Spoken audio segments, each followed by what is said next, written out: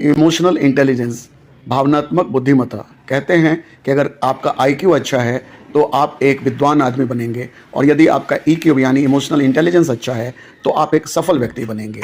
ये विषय पहली बार 1964 में माइकल बेडलॉक के एक शोध पत्र में निकल के आया, जो बाद में डैनियल गोलमैन साहब की किताब इमोशनल इंटेलिजेंस के नाम से जब छपी तो काफ़ी लोकप्रिय हुआ। नमस्कार। आज मैं आपके साथ जिस विषय पर बात करने जा रहा हूँ उस विषय को मैं 1997 से कैरी कर रहा हूँ अपने साथ, लेकिन उसकी सबसे सच्ची और अच्छी पहचान मुझे पिछले लगभग 3.5 महीनों में मिली, जब मैं एक तरफ अपने कुछ बच्चों के साथ, उनके एस्पिरेशंस के साथ, उनके लक्ष्य के साथ उनकी तैयारी में लगा था, और दूसरी तरफ मेरी परीक्षा चल रही थी, क्योंकि घर में एक एक करके मैंने 8 परिजनों को खोया।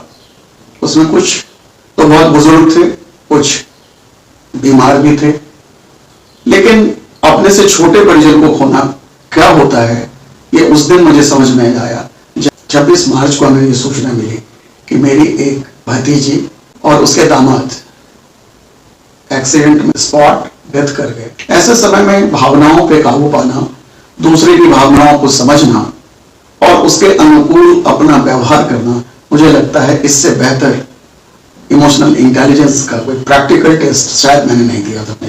जहां तक इस शब्द की बात है इमोशनल इंटेलिजेंस की, इसे हम लोग समझेंगे एक विषय की तरह, लेकिन अनुभव तो करना होगा एक व्यक्ति की तरह। आपके जीवन में कई ऐसे लोग होंगे जो भावनाओं से खेलते होंगे, कुछ भावनाहीन होंगे, कुछ भावना शून्य होंगे, कुछ भावुक होंगे, कुछ अति भावुक होंगे, और कुछ ऐसे होंगे जिनकी भावनाओं से कोई आसानी से खेल जाता है।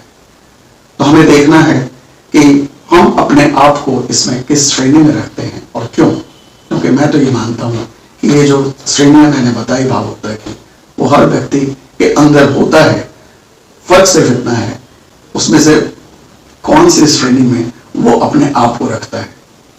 मुझे लगता है इमोशनल इंटेलिजेंस को समझने का जो बेहतरीन तरीका हो सकता है वो ये कि जब आप अपने आप को और सामने वाले को देखने के बाद अपनी श्रेणी ना बदलें। मैं आपके लक्ष्य के रास्ते में एक मील का पत्थर न सही, शायद किनारे पर पत्थर था।